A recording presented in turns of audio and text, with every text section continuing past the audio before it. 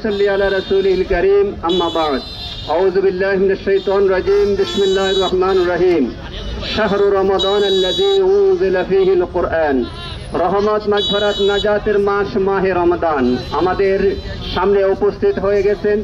এই জন্য মাহে রমজানের যথাযথ মর্যাদা রক্ষা করে আমরা সিয়াম পালন করতে হবে, কিয়াম করতে হবে এবং কোরআন নাজিলের মাস, কোরআন তেলাওয়াত করতে হবে, কোরআন অধ্যয়ন করতে হবে এবং কোরআনের আলোকে জীবন গঠন করতে হবে। কিবা রাজি আছে কিনা?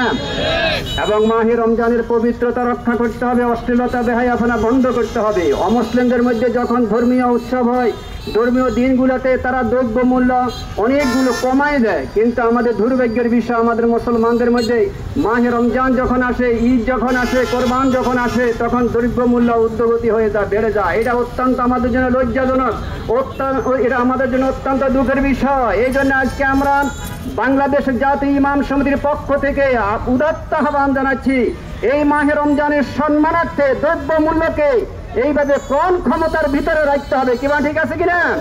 এবং সাথে সাথে যখন তারাবি নামাজ পড়া হয় এবং সেহরি খাওয়ার সময়, ইফতারের সময় বিদ্যুৎ চলে যায়, এই যে অবস্থা, গরমে অতিষ্ঠ হয়ে যায়, তারাবির নামাজ পড়তে পারে না।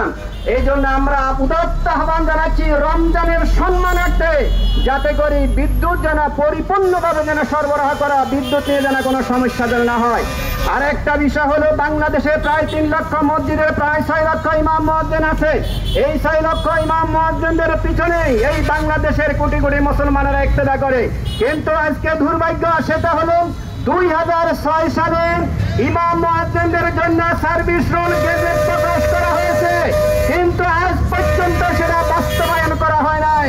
আমরা বাংলাদেশের জাতীয় ইমাম সমিতি লক্ষ্যবোধ থেকে আমরা জোর দাবি জানাচ্ছি, 2006 সালে ইমাম মুয়াজ্জিনদের জন্য যে সার্ভিস রুল গেজেট প্রকাশ করা হয়েছে তা অবিলম্বে বাস্তবায়ন করতে হবে। কিবা ঠিক আছে কিনা?